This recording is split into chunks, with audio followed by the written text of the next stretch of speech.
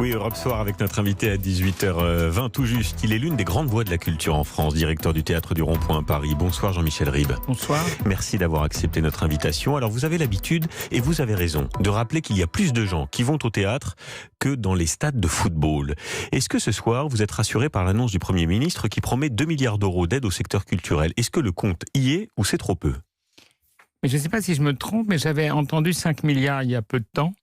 Et maintenant, c'est 2 milliards, donc c'est mieux que rien. Mais non, ce qui est très important, par-delà la somme elle-même, c'est de montrer que la culture fait partie, est un organe de la nation comme les autres. Parce que, si vous voulez, il y a eu un petit silence sur la culture qui était effarant. Comment vous l'expliquez ça d'ailleurs? C'est une forme de mépris ou de méconnaissance? Parce que c'est vrai que c'est important la culture. 700 000 emplois, je crois, en France direct, beaucoup par effet de ricochet, et puis une industrie qui participe au PIB de la France massivement. Massivement, 90 millions de touristes qui viennent chaque année en France. C'est pas pour voir comment on fabrique des radiateurs. Ouais. C'est quand même... Ni acheter des voitures, oui. Ouais, c'est quand même un rayonnement, il y a un esprit français, il y a quelque chose qu'avait très bien compris De Gaulle, d'ailleurs, quand il a appelé Malraux, sur ce rayonnement, sur quelque chose qui est notre pétrole.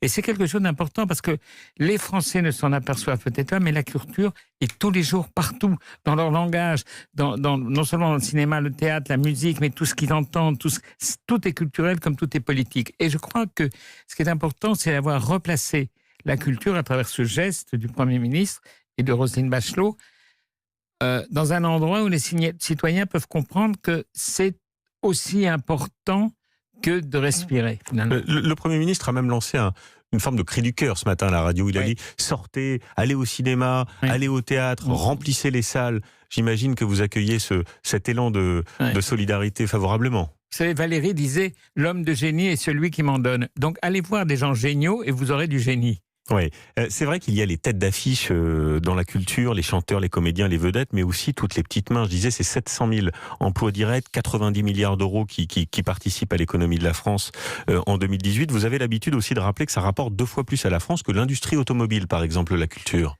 Oui, non, enfin, quand vous dites des petites mains, c'est les grandes mains, parce que, vous savez, la culture, c'est une... C'est une expression. Oui, non, mais j'entends bien qu'il n'y a pas de mépris dans ce que vous dites, mais je veux dire que la culture, c'est un art collectif. On ne peut pas faire du théâtre tout seul, on ne peut pas faire du cinéma tout seul, on ne peut pas aller dans un musée ou construire tout seul. Donc c'est un art collectif, c'est un art qui fait que les gens échangent autour d'émotions, se disent aussi que, voilà, tout est possible. On va dans un musée, on se dit, ah bah oui, si on invente ça, tout est possible. C'est vraiment... je veux dire, c'est vraiment une issue de secours. Là. Vous avez rencontré Roselyne Bachelot qui a entamé une série de rencontres avec des acteurs de la culture. Oui. Vous l'avez vu quand? Je l'ai vu avant-hier. Qu'est-ce que vous lui avez dit? Je lui ai dit déjà qu'elle avait bonne mine, que ça me rassurait et qu'elle allait avoir besoin. Elle vous comprend, elle vous entend, Roselyne Bachelot. Non, c'est quelqu'un qui est très proche des artistes, c'est quelqu'un qui communique, c'est quelqu'un qui entend. Elle a un chantier gigantesque, il faut qu'elle voie tous les dossiers, mais je pense qu'elle aime ça. Ouais. Et elle a en plus cette double qualité d'être à la fois ministre de la Culture et en même temps docteur en pharmacie. Donc ça permet un peu d'équivaloir un petit peu les dangers et les pas dangers. L'annonce de la suppression de la distanciation dans les théâtres et les salles de spectacle, enfin on a envie de dire, puisque c'est déjà le cas dans les transports depuis longtemps, c'est le cas dans les entreprises, pourquoi avoir mis tant de temps à la décider dans ces lieux de rassemblement culturel? Écoutez, moi je pense qu'il y a eu une petite... je sais pas, on a stigmatisé les lieux de culture, enfin les cinémas, les théâtres, comme si c'était des sources de clusters, je sais pas quoi. C'est faux. Maintenant, pourquoi avoir pris tant de temps? Je dois dire que c'était pas facile de décider tout ça. Les gens qui disent fallait qu'il y avait qu'à, etc., c'est un peu compliqué. C'est très difficile à gérer une pandémie. Et bon, ils ont essayé de faire au mieux. Cela dit, le mieux n'a pas été le mieux.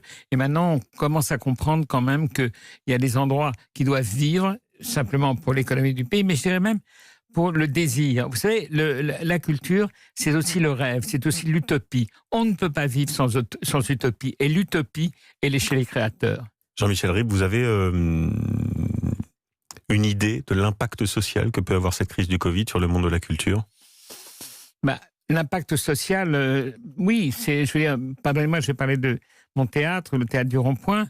il y a 70 personnes qui y travaillent, il y a 70 personnes qui sont en chômage technique, il y a des gens qui sont un petit peu désespérés. Là, on rouvre, on repart.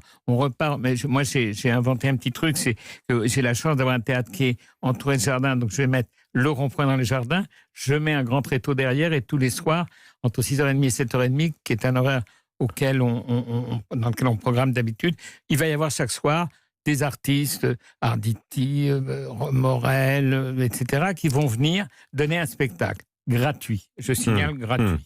Alors, vous savez que le Premier ministre est un grand fan d'Europe Soir. Il paraît qu'il nous écoute tous les soirs. Enfin, je l'espère, c'est ce qu'on m'a dit, Jean Castex. Oui. Si vous aviez un message à lui faire passer ce soir, quel serait-il ?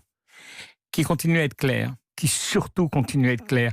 Il dépoussière un peu, il est clair. Même si ça fait mal, il est clair. Et je dois dire que moi, j'ai été touché par, je m'y attendais pas, par l'intérêt et l'enthousiasme qu'il a eu pour défendre nos espaces culturels. C'est un bon Premier ministre ? Comment ? C'est un bon Premier ministre ? C'est l'homme de la situation ? Écoutez, pour l'instant, je dirais que moi, je lui donnerai pas tout de suite son congé. Je le garderai encore un petit peu. Vous le connaissez ? Pas du tout. J'ai jamais rencontré. Si, enfin, on a quelque chose en commun, c'est qu'on est des Pyrénées tous les deux. Bien, ce qui est une gageure déjà.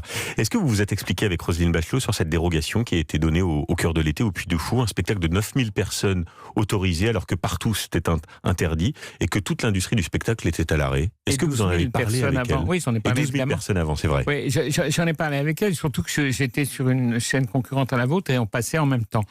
Donc elle s'est expliquée en disant mais il n'y a jamais eu de passe-droit, mais ceci, mais cela. Et puis depuis, il y a eu un décret du 10 juillet qui autorisait tout le monde à le faire. Sauf que, qui était au courant de ce décret ? Personne. Tous les festivals qui auraient pu convenir et aller dans les règles de ce décret l'auraient fait, mais aucun n'a été prévenu. On ne savait pas. Il y a là une grande maladresse.